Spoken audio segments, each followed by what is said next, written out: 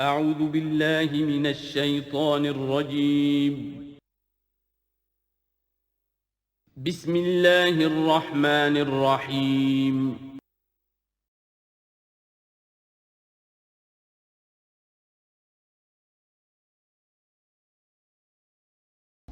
یوصیکم اللہ فی اولادکم، اللہ تعالیٰ تمہیں وصیت کرتا ہے تمہاری اولاد کے بارے میں، للذکر مثل حظ الانثیین، لڑکے کے لیے حصہ ہے دو لڑکیوں کے برابر۔ فَإِن كُنَّ نِسَاءً فَوْقَ اثْنَتَيْنِ فَلَهُنَّ ثُلُثَا مَا تَرَكَ، اور اگر صرف بیٹیاں ہی بیٹیاں ہوں اور دو یا دو سے زائد ہوں تو ان کو 2/3 میں حصہ ملے گا۔ وَإِن كَانَتْ وَاحِدَةً فَلَهَا النِّصْفُ، اور اگر ایک ہی بیٹی ہے تو اسے آدھا ملے گا۔ ظاہر بات ہے بیٹا ایک ہی وارث ہوگا تو پورے کا وارث ہو جائے گا، تو جب بیٹی کا حصہ بیٹے سے آدھا ہے تو اگر ایک ہی بیٹی ہے تو اسے آدھی وراثت ملے گی، آدھی پھر اور لوگوں کو جائے گی، وہ ایک الگ حصہ ہے، معاملہ ہے۔ وَلِأَبَوَيْهِ لِكُلِّ وَاحِدٍ مِّنْهُمَا السُّدُسُ مِمَّا تَرَكَ إِن كَانَ لَهُ وَلَدٌ۔ اب یہ وراثت میں ایک تو ہے نیچے وراثت بیٹا بیٹی، اور ایک ہے اوپر والد والدین، جب اب وہ بھی زندہ ہیں، فوت ہوا ہے کوئی شخص، اس کے والدین یا والد یا والدہ دونوں میں سے کوئی ایک زندہ ہے، ان کا بھی حصہ ہے۔ وَلِأَبْوَيْهِ لِكُلِّ وَاحِدٍ مِّنْهُمَا، اس کے والدین کے لیے ہر ایک کے لیے ان میں سے چھٹا حصہ ہے اس کے ترکے میں سے، مما ترک ان کان لہو ولد، اگر اس کے اولاد ہے۔ ایک شخص لاولد مر گیا ہے تو اور بات ہوگی، اولاد ہے تو چھٹا یعنی 1/3 حصہ والدین کو چلا گیا، 2/3 جو ہے اولاد میں تقسیم ہوگا۔ فَإِن لَّمْ يَكُن لَّهُ وَلَدٌ، اور اگر اس کی اولاد ہے ہی نہیں، لاولد فوت ہو رہا ہے، وَوَرِثَهُ أَبَوَاهُ، اور اس کے وارث اس کے والدین ہی ہیں، فَلِأُمِّهِ الثُّلُثُ، تو ماں کو 1/3 اور باپ کو 2/3، وہ مرد کا باپ ماں سے عورت سے دگنا ہو جائے گا۔ فَإِن كَانَ لَهُ إِخْوَةٌ، اور اگر اس کے بہن بھائی ہو، فَلِأُمِّهِ السُّدُسُ مِن بَعْدِ وَصِيَّةٍ يُوصِي بِهَا أَوْ دَيْنٍ، تو پھر ماں کا حصہ جو ہے وہ پھر اور کم ہو جائے گا، چھٹا حصہ رہ جائے گا سلس کی بجائے، تاکہ باپ کی طرف سے تو پھر بھائیوں کو وراثت جا سکے گی اس کے، لیکن ساتھ فرما دیا من بعد وصیت یوصی بہا او دین، وراثت کی تقسیم سے پہلے 2 کام کر لینے ہوں گے کہ اگر کوئی وصیت کی ہے اس وصیت کو پورا کیا جائے، اگر کوئی دین ہے جو فوت ہوا ہے اس پر کوئی قرض ہے وہ ادا کیا جائے، پھر جو ہے وراثت ادا ہوگی۔ من بعد وصیت یوصی بہا او دین، آباؤکم و ابناؤکم لا تدرون ایہم اقرب لکم نفعا، تمہارے باپ یا تمہارے بیٹے تم نہیں جانتے کہ ان میں سے کون تمہارے لیے زیادہ نافع ہے، زیادہ قریب ہے نفع کے اعتبار سے۔ فریضۃ من اللہ، یہ تم اپنی عقلوں کو چھوڑو، اللہ کی طرف سے یہ فرض ہے، فریضۃ من اللہ، یعنی آدمی سمجھے میرے بوڑھے والدین ہیں، خام خواہ ان کے لیے حصہ کائے کو رکھ دیا ہے، کھا پی چکے زندگی گزار چکے، وراثت تو ملنی چاہیے اولاد کو، بیٹا بیٹی کو نہیں،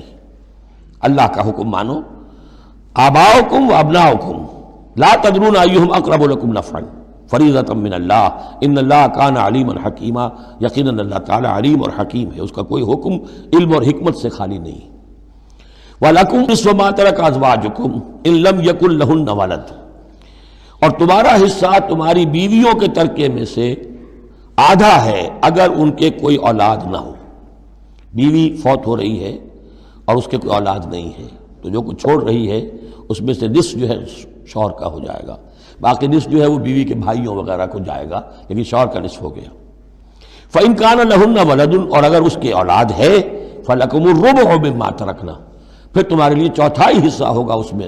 یہ جو اس نے چھوڑا ہے، باقی 3/4 اس کی اولاد میں تقسیم ہو جائے گا۔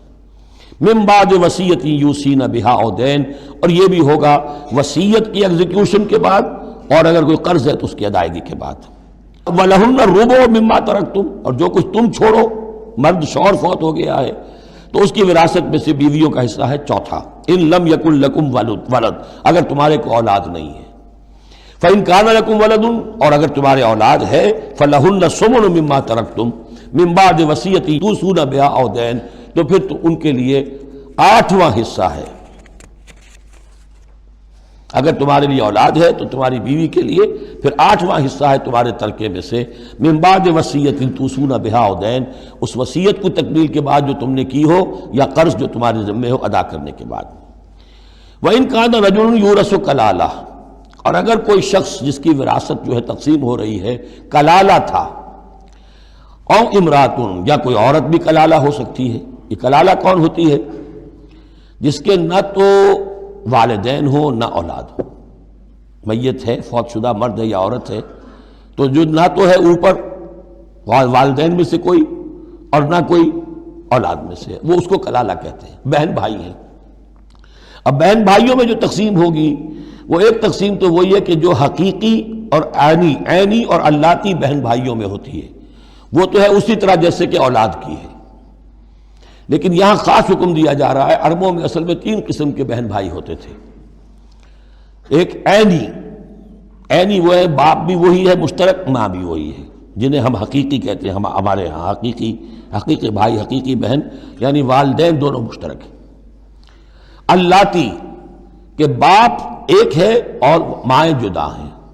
لیکن عرب میں ان میں کوئی فرق نہیں تھا، وہ بھی حقیقی کہلاتے تھے۔ حکم جو ہے معاشرے کے اندر ان کے عینی اور اللاتی بہن بھائیوں کا ایک ہی تھا، کوئی فرق نہیں تھا۔ ان کے ہاں سوتیلا وہ کہلاتا تھا کہ ماں ایک ہو باپ اور ہوں۔ ایک شخص کی اولاد تھی، وہ فوت ہو گیا، اب اس کی بیوی نے دوسری شادی کر لی ہے، اب اس سے بھی اولاد ہے، تو ماں تو ایک ہے، اولاد دو ہیں، 2 باپ سے ہیں، وہ کہلاتے ہیں کہ جو اخیافی ہیں۔ ان کا حکم دے رہا ہے کہ اگر کوئی شخص مرا ہے وہ کلالہ ہے، چاہے وہ مرد ہے یا عورت ہے، وَلَهُ أَخٌ أَوْ أُخْتٌ، اس کی ایک بہن ہے یا ایک بھائی ہے، فَلِكُلِّ وَاحِدٍ مِّنْهُمَا السُّدُسُ، تو ان میں سے ہر ایک کے لیے چھٹا حصہ ہے۔ فَإِنْ كَانُوا أَكْثَرَ مِنْ ذَلِكَ، اور اگر وہ اس سے زیادہ ہیں، فَهُمْ شُرَكَاءُ فِي الثُّلُثِ، پھر وہ 1/3 میں حصے دار رہیں گے۔ مِن بَعْدِ وَصِيَّةٍ يُوصَىٰ بِهَا أَوْ دَيْنٍ، یہی 2 شرطیں پھر ہیں، اس وصیت کو ایگزیکیوٹ کرنے کے بعد جو کی گئی ہو یا قرض کی ادائیگی کے بعد، غیر مضار، اور یہ سارا کام ایسے ہونا چاہیے کہ کسی کو ضرر پہنچانے کی نیت نہ ہو۔ وصیۃ من اللہ، یہ اللہ کی طرف سے تاکید ہے۔ واللہ علیم حلیم، اللہ تعالیٰ سب کچھ جاننے والا، کمال حلم والا ہے۔ اس کے حلم پر دھوکہ نہ کھاؤ کہ وہ تمہیں پکڑ نہیں رہا ہے، اس کی پکڑ جب آئے گی تو ان بطش ربک لشدید، پھر اس کی پکڑ بڑی سخت ہوگی۔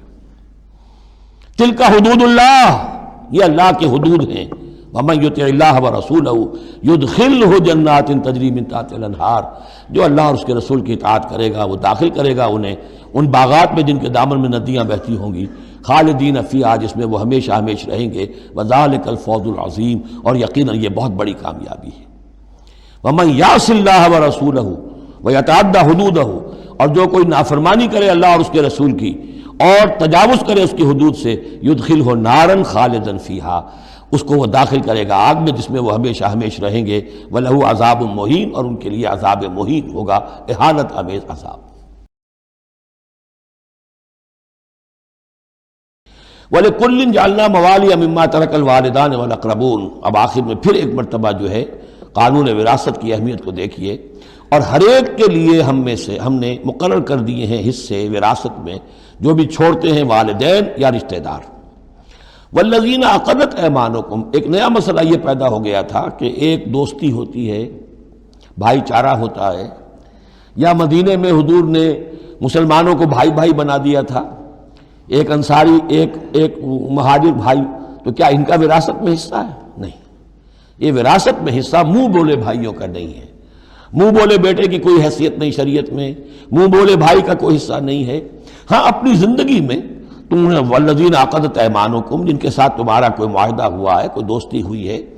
فآتوہم نصیبہم، انہیں ان کا حصہ دے دیا کرو، یعنی اپنی زندگی میں ان کے ساتھ جو بھلائی کرنا چاہو،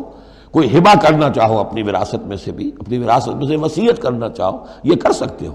لیکن جو کہ قانون وراثت میں طے ہو گیا ہے، لا وصیت لوارث، پھر وارث کے لیے کوئی وصیت بھی نہیں، اور وہ یہ کہ بہرحال وراثت میں حقدار کوئی اور نہیں ہوگا سوائے اس کے کہ جس کو اللہ نے مقرر کر دیا ہے۔ ان اللہ کان علی کل شیء شہیدا، یقیناً اللہ تعالی ہر چیز پر گواہ ہے۔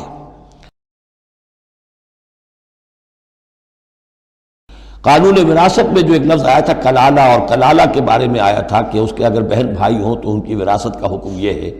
وہ لوگوں پر واضح نہیں ہو سکا تھا، جیسے کہ خواتین کے بارے میں بعض اور مسائل واضح نہیں ہو سکے تھے۔ تو یستفتونک، اے نبی یہ آپ سے فتویٰ مانگ رہے ہیں، وضاحت چاہ رہے ہیں۔ قل اللہ یفتیکم فی الکلالہ، کہو کہ اللہ تعالیٰ تمہیں کلالہ کے بارے میں مزید وضاحت دے رہا ہے، فتویٰ دے رہا ہے، حکم بتا رہا ہے۔ ان امرؤ ہلک لیس لہ ولد ولہ اخت، اگر کوئی شخص مر گیا، فوت ہو گیا اور اس کا کوئی اولاد نہیں ہے، اور کلالہ اس کو کہتے ہیں اولاد بھی نہ ہو والدین بھی نہ ہو، ولہ اخت، اور اس کی ہو ایک بہن، فلہا نصف ما ترک، تو ایسے ہی جیسے ایک بیٹی ہو تو اسے آدھا ملے گا، تو اس کے مطابق اس کو آدھا مل جائے گا، وَهُوَ يَرِثُهَا إِن لَّمْ يَكُن لَّهَا وَلَدٌ، اور کلالہ اگر عورت تھی اور اس کے کوئی اولاد نہیں، کوئی والدین نہیں، تو اس کا پورا وارث اس کا بھائی بن جائے گا، پھر پوری جو اس کی دولت ہے اس کی وراثت اس کے بھائی کو چلی جائے گی۔ وَإِن كَانَتْ اثْنَتَيْنِ فَلَهُمَا الثُّلُثَانِ مِمَّا تَرَكَ، اور اگر وہ بہنیں جو ہیں وہ 2 سے زائد ہوں یا 2 ہوں تو 2/3 میں وہ شریک ہو جائیں گے۔ وَإِن كَانُوا إِخْوَةً رِجَالًا وَنِسَاءً، اور بہن بھائی ہوں بہت سے، فَلِلذَّكَرِ مِثْلُ حَظِّ الْأُنثَيَيْنِ، تو پھر وہ اصلی قاعدہ جو ہے کہ مرد کے لیے 2 عورتوں کے برابر حصہ ہو جائے گا، بھائی کو بہنوں سے ڈبل ملے گا۔ یعنی یوں سمجھ لیجئے کہ وہ جو حکم وہاں تھا بیان کیا گیا وہ اخیافی بہن بھائیوں کا تھا۔ اخیافی بہن بھائی وہ ہوتے تھے عرب میں کہ ماں ایک ہو باپ علیحدہ ہو، ان کا چونکہ خاص مسئلہ ہوتا تھا اس لیے بیان کر دیا۔ باقی عینی اور اللاتی، ماں باپ دونوں ایک ہو، اور یا یہ کہ مائیں علیحدہ ہو باپ ایک ہو، تو ان کا وہی قانون ہوگا کہ جو بیٹا بیٹی کا ہے، کہ جس طریقے سے کہ بیٹا اور بیٹی میں جس نسبت سے وراثت تقسیم ہوتی ہے ایسے ہی ان بہن بھائیوں میں ہوگی۔ یہ ہے یبین اللہ لکم ان تضلوا، اللہ واضح کیے دیتا ہے تمہارے لیے مبادا تم گمراہ ہو جاؤ، واللہ بکل شیء علیم، اور اللہ ہر چیز کا علم رکھتا ہے۔ والذین آمنوا من بعد وہاجروا وجاہدوا،